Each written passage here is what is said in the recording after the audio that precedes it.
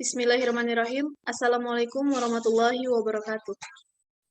Alhamdulillahilladzi hadana li hada wa ma kunna linahtadiya laula an hadanallah. Asyhadu an la ilaha illallah wa asyhadu Muhammad Rasulullah. Amma ba'du. Pertama-tama marilah kita panjatkan puji dan syukur kita kehadirat Allah Subhanahu wa taala yang mana atas berkat rahmat dan karunia-Nya kelompok 5 dapat mempresentasikan materi tentang e-learning. Salawat serta salam semoga tetap tercurah limpahkan kepada junjungan kita Nabi Muhammad SAW, kepada para keluarganya, para sahabatnya, para tabi'in dan tabiatnya, dan semoga sampai kepada kita selaku umatnya yang insya Allah patuh dan taat pada ajarannya. Amin, amin, ya robbal alamin. Yang terhormat Bapak Nanang Abdurrahman MKom selaku dosen mata kuliah pengantar Teknologi Informasi dan Komunikasi. Perkenalkan, nama saya Delia Anitya Rafika sebagai moderator. Izinkan saya untuk memperkenalkan teman-teman kelompok saya, yaitu ada AA Siti Sofia, Adelia Yuka Nabilah, Ovi Dwi Utami, Yuni Nurpika, dan Kansa Kamilia. Langsung saja, materi yang pertama akan disampaikan oleh Saudari AA Siti Sofia.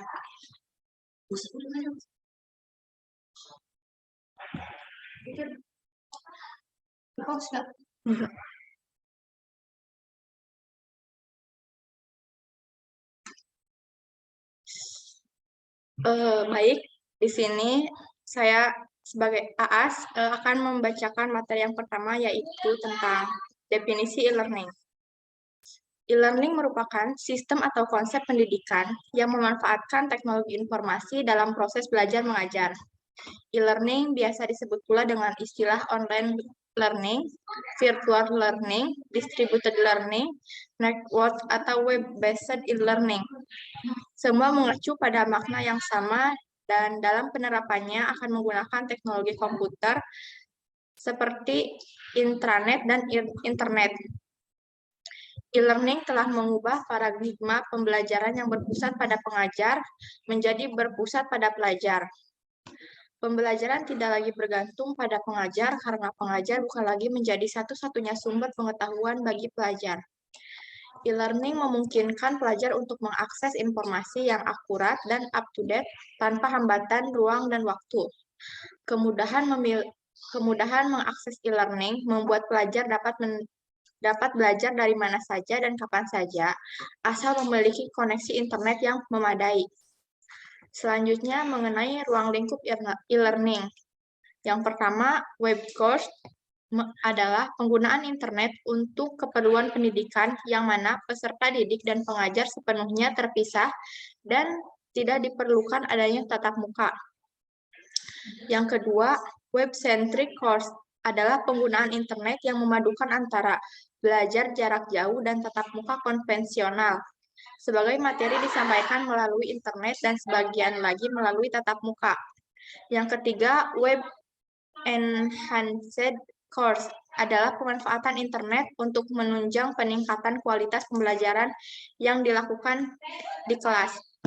Selanjutnya, materi akan disampaikan oleh Saudara Adelia.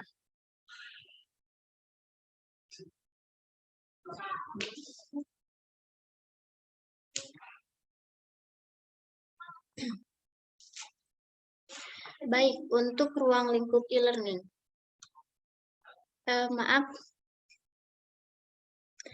Unsur-unsur e-learning. Yang pertama, pelajar. Memenuhi kebutuhan pelajar adalah dasar dari setiap e-learning yang efektif. Yang kedua, fakultas.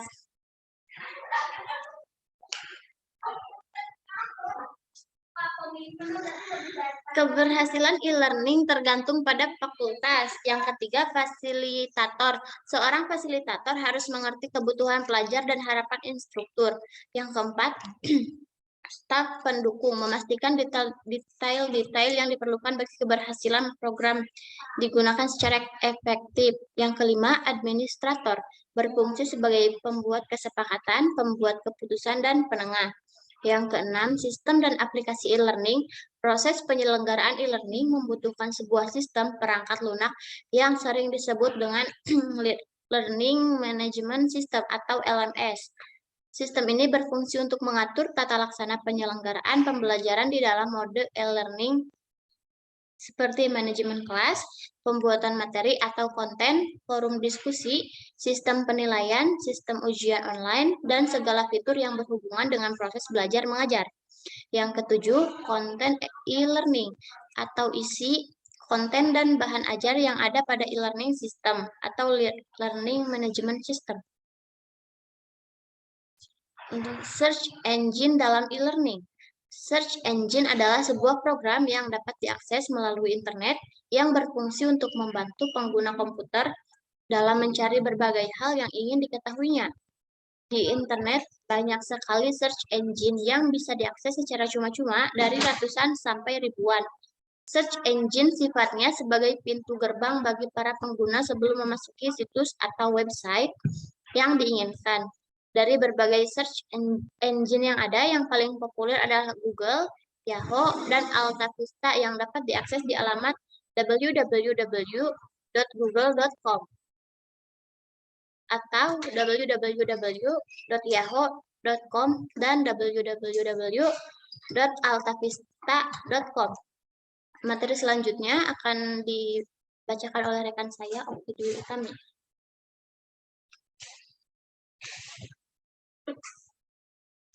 Baik, saya Opi Dutami akan membacakan materi selanjutnya. Teori engagement dalam e-learning.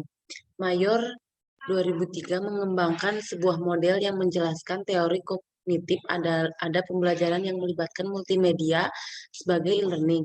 Ia membagi 4 area mulai dari input hingga output. Diawali dari multimedia presentation yang melibatkan perkataan dan gambar yang ditangkap oleh panca indera sebagai sensory memory, lalu kemudian diproses oleh working memory dan menghasilkan long-term memory.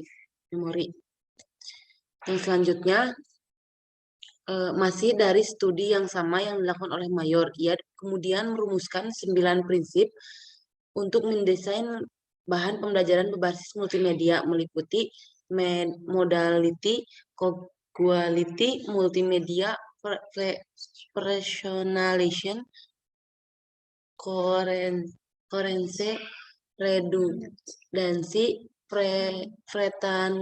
framing, signaling, dan pacing. Selanjutnya akan dibacakan oleh rekan saya yang bernama Yuni.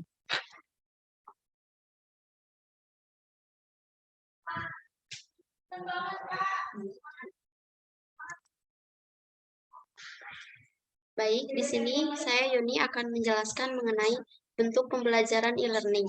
Yang pertama, pusat kegiatan siswa. Sebagai suatu community website based distance learning, harus mampu menjadikan sarana ini sebagai tempat kegiatan mahasiswa, di mana mahasiswa dapat menambah kemampuan membaca materi kuliah, mencari informasi, dan sebagainya. Yang kedua, ada interaksi dalam grup. Para mahasiswa dapat berinteraksi satu sama lain untuk mendiskusikan materi-materi yang diberikan dosen. Yang ketiga, sistem administrasi mahasiswa, di mana para mahasiswa dapat melihat informasi mengenai status mahasiswa, prestasi mahasiswa, dan sebagainya. Yang keempat, ada pendalaman materi dan ujian. Biasanya, dosen sering mengadakan kuis singkat dan tugas yang bertujuan untuk pendalaman dari apa yang telah diajarkan serta melakukan tes pada akhir masa belajar. Kemudian yang kelima, ada perpustakaan digital. Pada bagian ini terdapat berbagai informasi kepustakaan. Tidak terbatas pada buku, tapi juga pada kepustakaan digital seperti suara, gambar, dan sebagainya. Kemudian yang keenam, materi online di luar materi kuliah. Untuk menunjang perkuliahan, diperlukan juga bahan bacaan dari website lainnya. Kemudian selanjutnya ada pengembangan e-learning. Pengembangan e-learning tidak semata-mata hanya menyajikan materi pembelajaran secara online, namun e-learning haruslah bisa komunikatif dan menarik. Materi pembelajaran dirancang seolah-olah pembelajaran dilaksanakan secara tatap muka melalui komputer yang terhubung dengan jaringan internet. Sistem yang sederhana akan memudahkan peserta didik dalam memanfaatkan teknologi dan menu yang tersedia. Dengan kemudahan pada panel yang disediakan, akan mengurangi pengenalan sistem e-learning itu sendiri, sehingga waktu belajar peserta didik dapat dapat diefisienkan untuk proses belajar itu sendiri, dan bukan pada belajar menggunakan sistem e-learning-nya. Baik, untuk selanjutnya akan dijelaskan oleh teman saya, yaitu Kansa.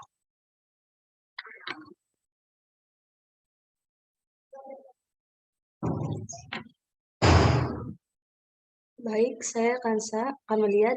Saya akan membahas materi tentang e-learning dalam bidang pendidikan. Yang pertama, e-learning sebagai pembelajaran jarak jauh, yang berarti bahwa e-learning ilmu pendidikan memungkinkan pelajar melakukan aktivitas belajar tanpa ada interaksi fisik secara langsung. Yang kedua, e-learning sebagai pembelajaran dengan bantuan perangkat komputer, yang berarti bahwa e-learning ilmu pendidikan dilakukan dengan menggunakan atau memanfaatkan media komputer. Yang ketiga, e-learning sebagai pembelajaran formal atau informal, yang berarti bahwa e-learning ilmu pendidikan dalam pembelajarannya dapat dilakukan secara formal ataupun informal. E-learning dalam perguruan tinggi. Pengembangan e-learning merupakan suatu upaya untuk meningkatkan kemudahan pada proses belajar mahasiswa. Namun demikian, secanggih apapun dan seberapa banyak pun fasilitas e-learning yang disediakan, tetap tergantung pada pengguna atau pengajar dan peserta didik. E-learning itu sendiri, ketidakbiasaan dan ketidaksiapan pengajar dan peserta didik dalam memanfaatkan e-learning akan mengakibatkan e-learning itu tidak berfungsi secara optimal. Selanjutnya akan dilanjutkan dengan Delia.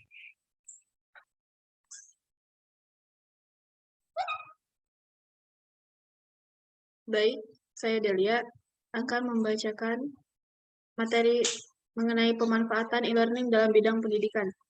E-learning telah menjadi sangat penting dalam lembaga pendidikan tinggi. Pengenalan dan perluasan berbagai perlengkapan e-learning telah mengalami beberapa perubahan di lembaga pendidikan tinggi, terutama pada saat proses pengiriman dan dukungan pendidik. Adapun 3 cara penggunaan teknologi e-learning seperti yang ditemukan oleh Al-Ghahtani tahun 2011 dijelaskan di bawah ini.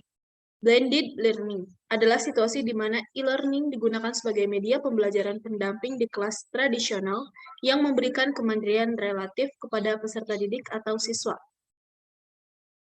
Selanjutnya ada implementasi e-learning di era pandemi. Yang pertama, menyiapkan fasilitas untuk menjalankan pembelajaran online seperti portal pembelajaran online berbasis web, dapat menggunakan Learning Management System atau LMS. Kedua, guru dalam pembelajaran online dapat memilih untuk menggunakan berbagai model, metode, strategi, teknik sebagai desainer dan pelaksana pembelajaran. Ketiga, membuat instruksi pembelajaran menjadi jelas, terutama mengenai jadwal pembelajaran online, menjelaskan ruang lingkup pembelajaran seperti standar kompetensi, kompetensi dasar, tujuan, dan prestasi. 4. Menyiapkan materi pengajaran dengan menyajikan konten materi, terutama pembelajaran teoritis dan praktis. Kelima, kegiatan melalui fasilitas interaksi dapat dilakukan melalui fasilitas chat, forum diskusi, dan konferensi video untuk interaksi audio visual dengan adanya gambar dan audio yang relevan secara langsung. Keenam, sistem evaluasi. Dalam pembelajaran online, ketersediaan bank pertanyaan atau yang dapat digunakan oleh guru untuk mengevaluasi siswa. 7. Penerapan pembelajaran online di mana lembaga pendidikan dan guru harus memberikan atau mampu memberikan sosialisasi penggunaan e-learning bagi guru dan siswa lainnya. Itulah materi dari kelompok 5. Semoga bermanfaat. Ditutup. Wassalamualaikum warahmatullahi wabarakatuh.